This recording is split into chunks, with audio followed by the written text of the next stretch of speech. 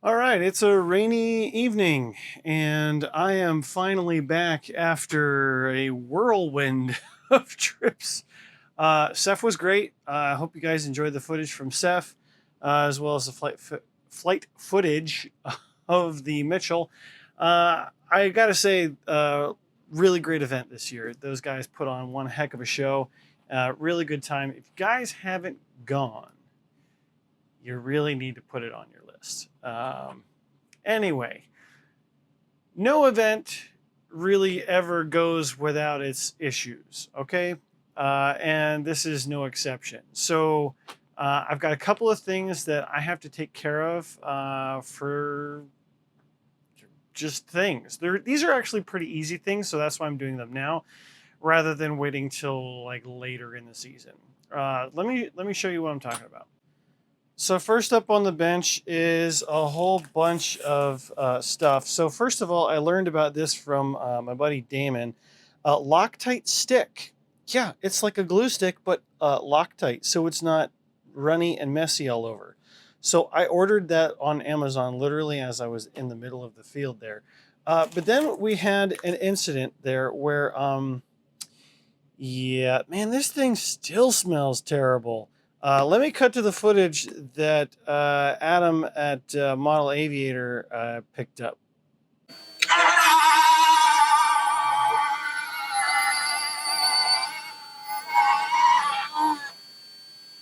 Cool. Oh no.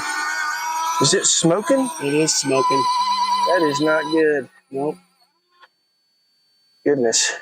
All right. Wonder if it shorted out and got water in there, maybe? Probably has got some water in it. It was pretty sloppy out there. This smoked. After taking it completely apart, there's a number of things. So if you guys recall, I did some beveling here with my carbide burr on my Dremel. I don't know for sure, but it's possible that there could have been a stray piece of aluminum that made its way into this circuit board down in here. Combined with the water, it was a recipe. Even if the water, regardless, like it just disaster. Something I didn't even think about.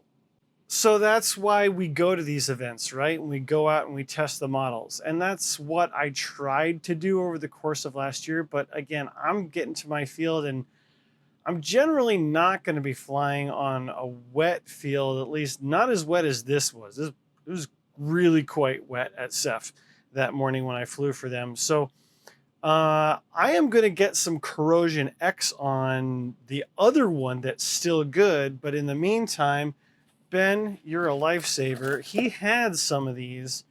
And so I am going to take this apart and make sure it fits.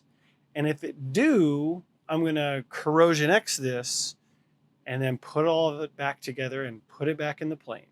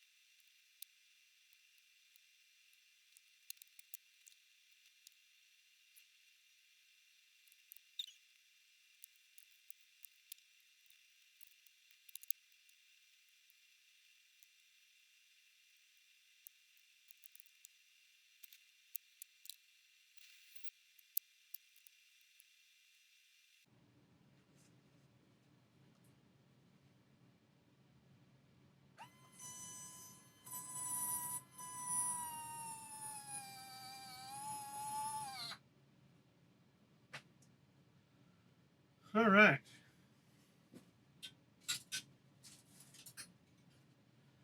So the last thing I want to do is I want to make sure that I don't have to install a servo reverser, because sometimes I've had batches of these things where they switch.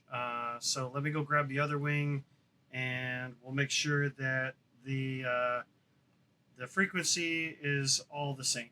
So high end between like about 200, that should be the retractor position. Low end is the extended position.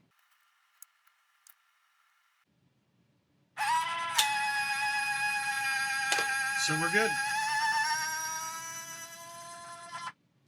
So I am gonna, at this point, just go ahead and remove this landing gear. I'm gonna service it exactly the same. I'm gonna pull it apart, put some Corrosion X on it, and that way I should be good to go.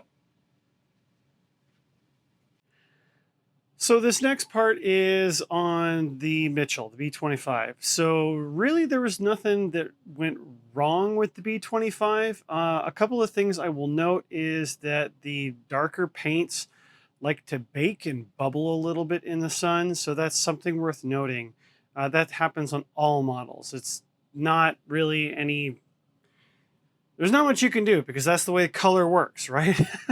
So just be aware of that. If you have larger models, try to create some sort of shade for them.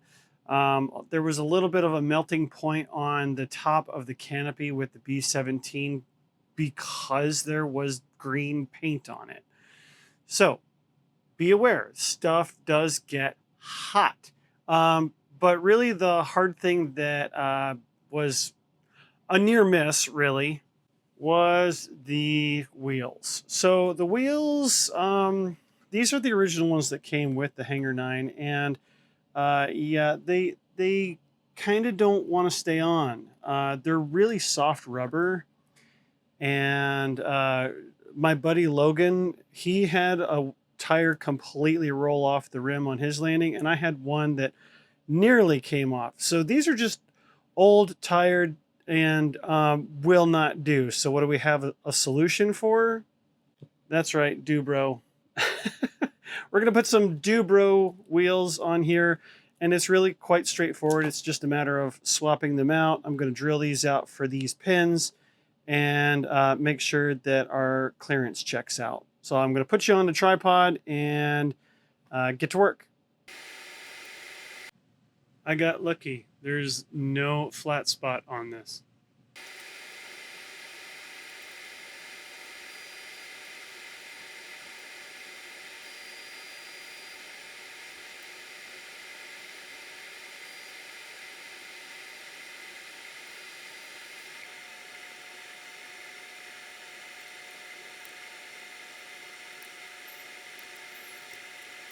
And there you have it. So yeah, flat spots are important on your axles. I went ahead and polished up the axles and gave them some good lubrication. Now I already did the nose gear on this job, so what's weird is that there was a flat spot on the nose gear. So to the guy that sold me this model, you know better. You know who you are. At any rate, we have a model that is ready to go again. These wheels, I'm sure, will last a good long time, will not come off the rim, and these will go in the garbage. Okay, so we are ready to fly the B25 again, and I have something else coming in the mail, but it's not going to be here for a bit. I'm not sure why all of a sudden California just doesn't ship things, but mail out of California, problems. So yeah, I am waiting on a part, not a critical part that prevents me from flying, but an additional part that should help me have a little bit of extra information. And I think a lot of you know where I'm going with that. I'm a big fan of telemetry. There's a telemetry item coming, and I'm going to dig into the weeds on that. It's an insurance policy, if you will, insurance policy for this model.